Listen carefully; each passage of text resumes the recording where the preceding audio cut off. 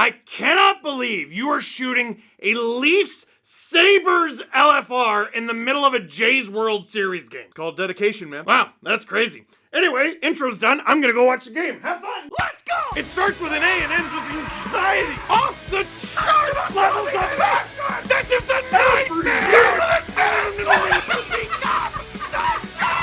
With you wherever you are, welcome to LFR. Leafs lose 5-3 to the Buffalo Sabres. And I don't even know the outcome of the World Series game yet. Here's what's crazy. I brought this up in the podcast today. The World Series is going to be done in a week and a half. The Leafs play games during that time. They play another game tomorrow.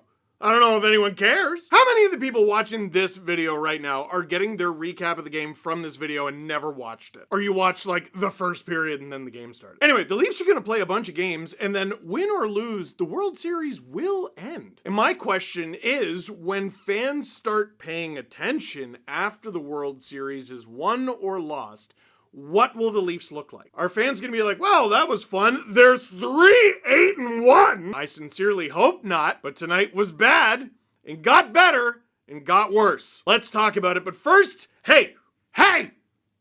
Easter Seals. I'm trying to raise money for Easter Seals. That's a charity that helps out kids with physical disabilities. I promise I'm going to stop asking you for money soon. The link to donate is in the description down below. My team is Rachel's Raiders, and we are currently in second place. The reason I have that little Stanley Cup back there, that's actually the top fundraiser trophy, and Rachel's Raiders keeps winning it. Right now, we're running out of time. The cutoff for donations is the evening of November 6th, Thursday, November 6th. That is very soon. And we're about $3,000 behind. Anyone who donates to anybody on Rachel's Raiders is automatically entered to win a pair of tickets to Leafs Sens December 27th.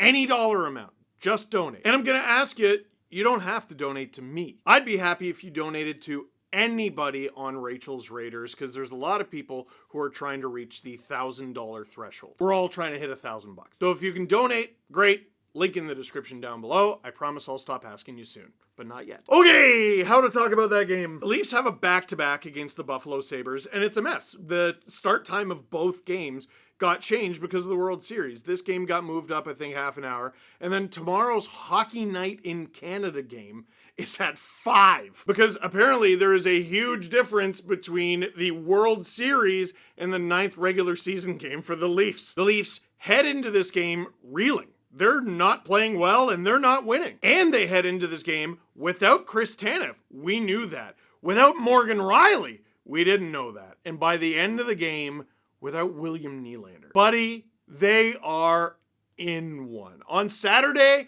I was screaming at the team, and maybe I shouldn't have gone that hard. Because those were the frustrated rants of a man who thought the team was capable of better. Watching them over the last 3 games, I don't know. I don't know if they're capable of better. I'm no longer in frustrated, angry, screaming mode. I am wholeheartedly 10 toes in problem-solving mode because this team's got a problem. Now, their defense was absolutely abysmal in this game, and you lose Tanev, you lose Riley, and Myers and Mermis get into their first NHL games of the season.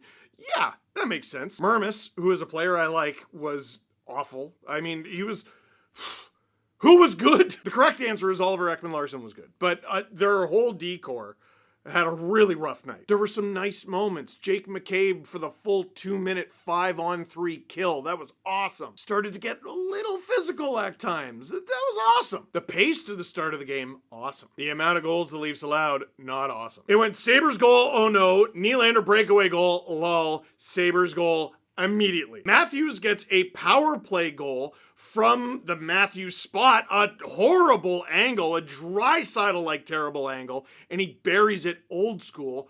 That was chicken soup for the Leaf fan soul. I felt so much better after seeing that he could still do that. But gaff after gaff after gaff on the defensive end, and the team was playing on their back foot. Dakota Joshua ends up getting his first as a Leaf late in the game. Nick Waugh with a great effort there. Easton Cowan helping out. He was on that line. They get a late power play, but they blow it at the blue line, and Tuck buries shorthanded. it's not enough. That's the Coles notes. I want to break down a couple of the storylines that I'm seeing. One, people complaining about the defense. Yeah, it was absolutely abysmal. And people complaining about Anthony Stolarz. I will say this. Stolarz called the team out, and I thought he was perfectly justified in calling the team out. Boy, the Leafs have not held up their end of the bargain since getting called out. They haven't protected his crease. They haven't protected their goalie. They haven't protected each other. They don't play like they like each other. But you need to stand on your head if you're going to do that sort of thing, and Stolarz hasn't. So, is this his fault? Well, you tell me. Goal number 1, just less than 5 minutes in, Mattias Samuelsson is the most wide open any person has ever been. Easton Cowan panicking, oh no, no, no! Yep, too late, his first of the season, Sabres score. Nylander, mere seconds later, makes it 1-1, yes. A minute later, here come the Sabres. This is a 3-on-2, and the Leafs gave up a bunch of these, and just, why are you watching the puck? Here is a clinic in puck watching. Tage Thompson has it. He has 2 options. Where's he going? He goes to the far side. Okay. He goes to the far side. Okay. Look where everyone is looking. Look where everyone is looking. They're all puck watching and ignoring the attacker soaring by them. And there he is, and he's got the puck and no one on him. Yuri Kulich scores his 3rd of the season. Sabres have the lead again. Matthews ties it on the power play. It's a power play goal. It's a Matthews goal. We feel really good about that. And in the second period, the puck watching clinic continues. Once again, a 3-on-2. Stop doing it. I hate it. It's Tage Thompson with the puck. Tage Thompson hands it off, and everyone's watching the puck, and not Tage Thompson! He had over 40 goals last year! Are you nuts? He gets the puck with time and space. Ew, gross, yuck. Rips it, Sabres goal. I don't think I've mentioned Anthony Stolar's name yet. Whoops. Once again, the Sabres. They're in the Leafs zone, and when the Leafs got hemmed in, they were there to stay. I love Steven Lorentz. Whenever you criticize Steven Lorentz, I feel like you have to qualify it with you love him. Because you never criticize Steven Lorentz, right? He's great. He's passion ever. Ew, boo, no! Mattias Samuelsson is left alone at the point. This man walks in after getting the puck. There's a screen in front. Like, ew, across the board, ew. And he snipes his 2nd of the season. I didn't know Mattias Samuelsson got multi-goal games. And dude, that's the eventual game winner. Here, just for fun, you want to see the 5th goal? It's a bloody shorthanded breakaway from Alex Tuch, who wants $25 million a year. So, this might fall under you'd like a save territory. Like, okay, I know the Leafs are making a lot of mistakes. Can you make a save? Maybe. But dude, the team in front of Stolarz was awful. And notice I said team. Because, and I almost did this, I almost got caught in the trap of blaming the D-core and blaming the new guys, who I didn't think had a good game, but they don't have Tanev.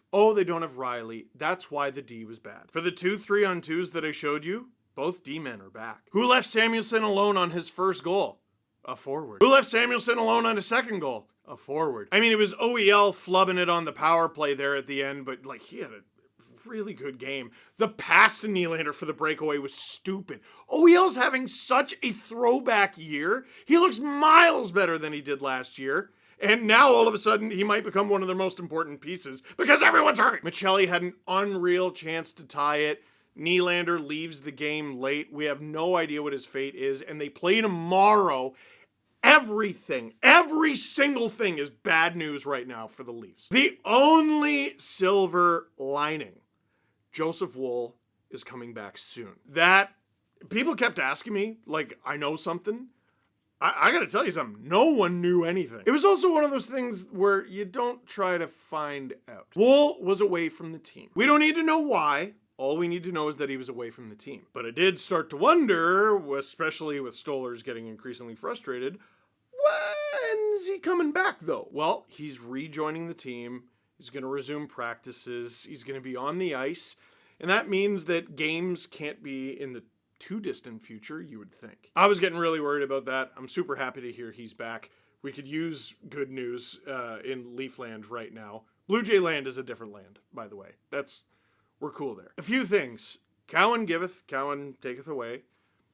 All in all, a wash. I'd like to see him continue to be in the lineup. Nick Waugh, that's the most comfortable he's looked as a Leaf. Dakota Joshua, that's the most comfortable he's looked as a Leaf. 4th line, yuck. Hate it. Hate every part of it. Yuck, no. Max Domi is approaching healthy scratch territory. it's bad. He's not generating offense. He's not hitting. He's not fighting. He's getting hemmed in every time he's on the ice. Michelli didn't have a very good game, but he did have a scoring chance. Like, okay, the positives. Matthews, that's the best he's looked in a few games. Nylander looked unbelievable until he got friggin' hurt. Nyes looked fine. Who else? Oh, Tavares has been solid as a rock. That was a game where the big guy showed up. But the team at large, they had this coach last year. They're acting like they never played hockey before. We talked about this on the podcast. Lane Lambert was their defensive coach and PK coach last year. He's now the head coach in Seattle. Holy cow. Sure looks like they miss him. Derek Lalonde is now the coach back there.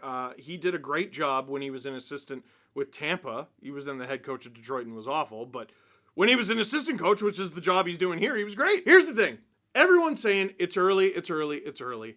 And they pointed to other teams and their poor records. Like a team like Dallas, who you would never expect to be bad. They're kind of mediocre. Dude, I don't care what their record is. I don't. I mean, I want them to be undefeated, okay? But I haven't mentioned their record once, I don't think. What's their record? Off the top of your head, what's their record? I know it. I didn't say it, though. What I'm concerned about isn't the result. It's they look real bad. Even when there are things to be positive about, they look bad. And they got to fix those things through injuries and everything. Toot sweet, because that schedule stops for no one. Questions. What's the best seasonal dessert pie? I don't want to talk about this team right now. Yeah, there were a lot of non-Leaf questions when I asked for LFR questions. I used to be exclusively a pumpkin pie guy. I loved pumpkin pie. I know that's very controversial because a lot of people don't like pumpkin pie. Later in life, as I age, really like old school apple pie. I like a gooey apple pie, but I like to know that there's apples in it. I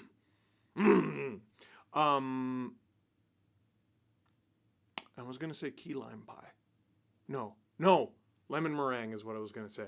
I confuse the two sometimes. Lemon meringue, but that's not really seasonal, so I'm going to say apple pie. How do you feel about the construction in Toronto? So, we had this thing where you could work from home, and then a bunch of companies in the government were like, let's not do that anymore.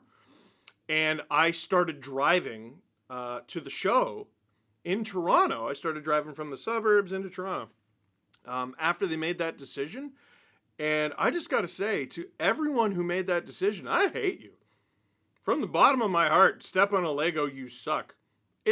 Oh my God, it got so much worse. I can tell you, from before COVID to when COVID hit, the only silver lining was there wasn't any traffic. But even when things started opening up and everything started opening up, it wasn't as bad as it used to be because it didn't need to be. You notice this has nothing to do with construction. There's always construction. Construction is an inevitability. It's something that needs to be done. Ending work from home did not need to be done. And I can tell you with certainty, oh my God, the Jays just hit a grand slam. Ah! Who was it? Oh my God, I gotta wrap this up. Drive better. That is it for this one. Thank you very much for watching. Click like if you like this video. Click subscribe if you really like to tell your friends. Oh no, Leafs. Go Blue Jays!